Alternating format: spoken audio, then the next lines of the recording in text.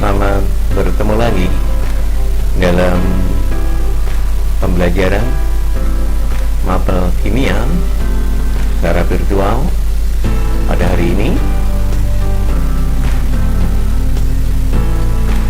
Dan pada kesempatan ini saya mengirimkan video buat kalian semua sebagai pengganti Google Meet yang seharusnya kita lakukan pada hari ini.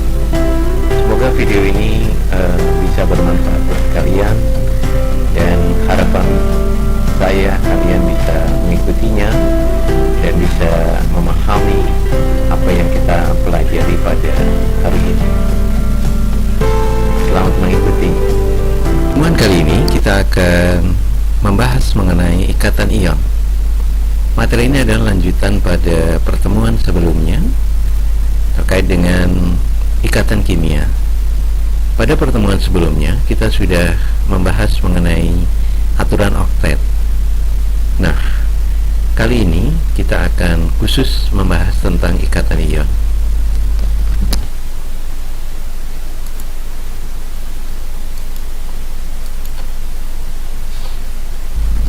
Bagaimana terjadinya pembentukan ikatan ion? Mari kita perhatikan video ini.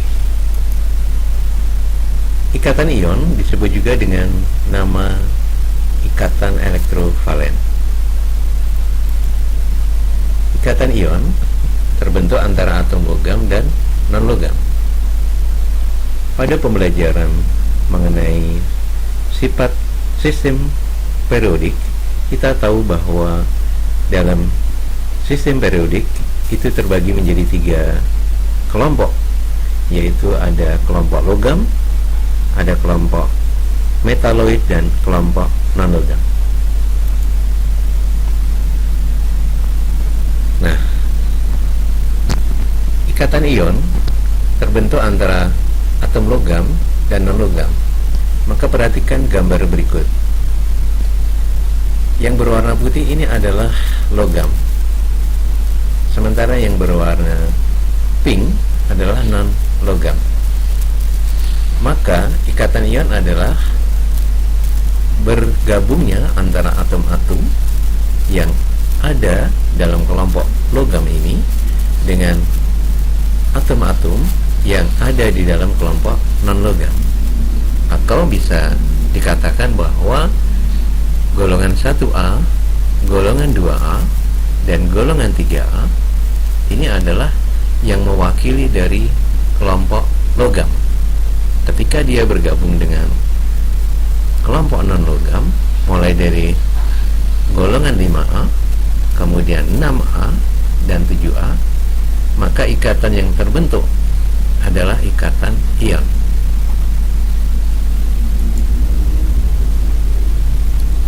Dan kalian perlu ingat kembali bahwa dalam sistem periodik kita mengenal adanya sifat keelektronegatifan, di mana keelektronegatifan adalah kemampuan suatu atom untuk menarik elektron ke dalam ikatannya.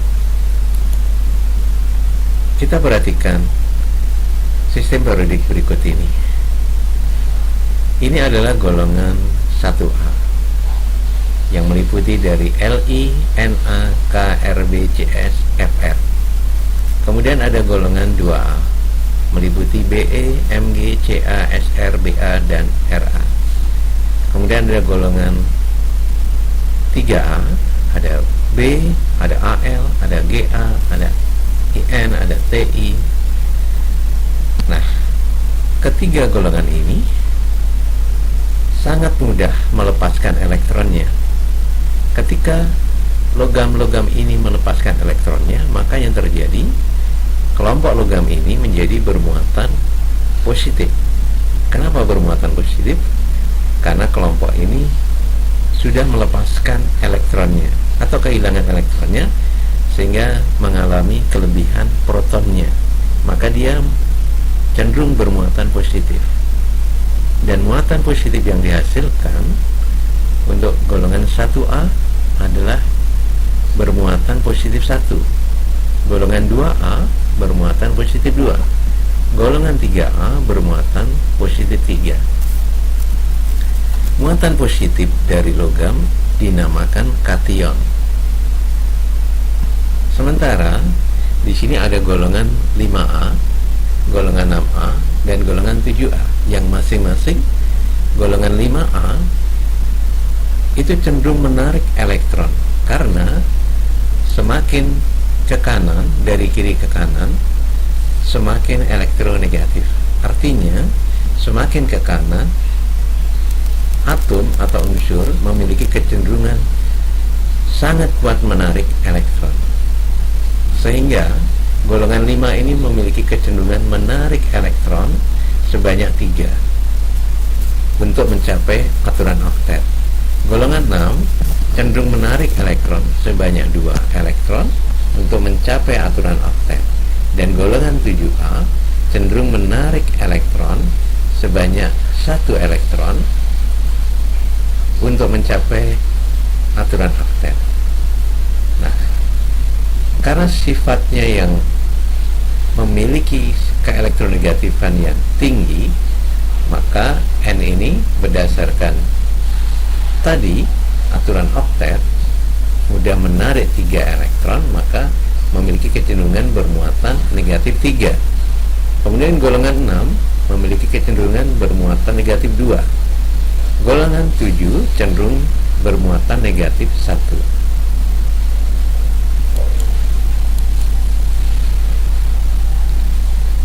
Perhatikan hal berikut ini. Atom unsur logam cenderung melepas elektron membentuk ion positif, dan atom unsur non-logam cenderung menangkap elektron, sehingga membentuk ion negatif. Ikatan antara ion positif dan ion negatif melalui gaya elektrostatis membentuk sebuah ikatan yang dinamakan ikatan ion. Perhatikan gambar ini. Golongan 1A yang tadi saya sebutkan cenderung bermuatan positif 1. Golongan 2A cenderung bermuatan positif 2, dan golongan 3A cenderung bermuatan positif 3.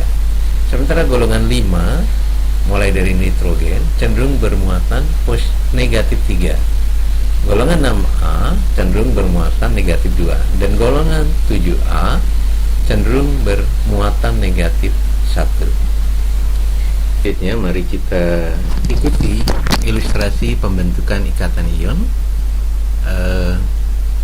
Misalnya, saya mencontohkan ikatan ion antara Na dan Cl, dimana kita tahu bahwa kita mengenal apa yang dinamakan senyawa natrium klorida atau garam dapur,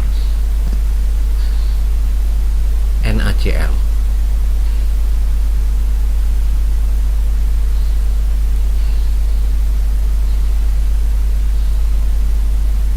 Kita tahu bahwa Na adalah golongan 1A, ya, golongan 1A. Golongan 1A.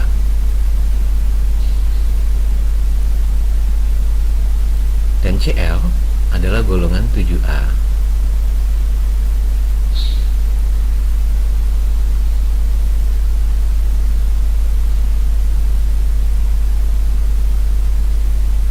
Golongan 1A merupakan kelompok dari logam. Kemudian golongan 7A adalah kelompok dari non-logam.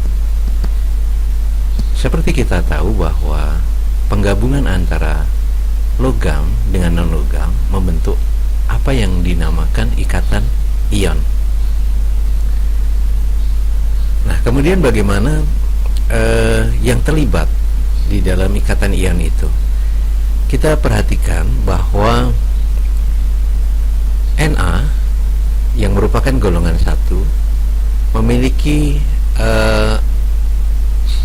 elektron valensi sebanyak 1, ya. Memiliki elektron valensi sebanyak 1. Na ini memiliki elektron valensi sebanyak 1. Kemudian Cl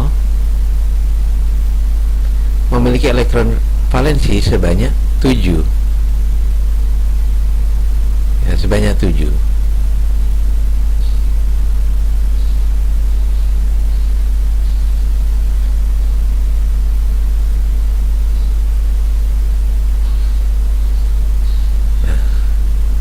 Kemudian Na memiliki kecenderungan melepaskan elektron, mudah melepaskan elektron, karena Na ini memiliki energi elektronegatif yang rendah. Karena elektronegatif yang rendah, maka punya kecenderungan melepaskan elektronnya. Satu elektron valensi ini dilepaskan.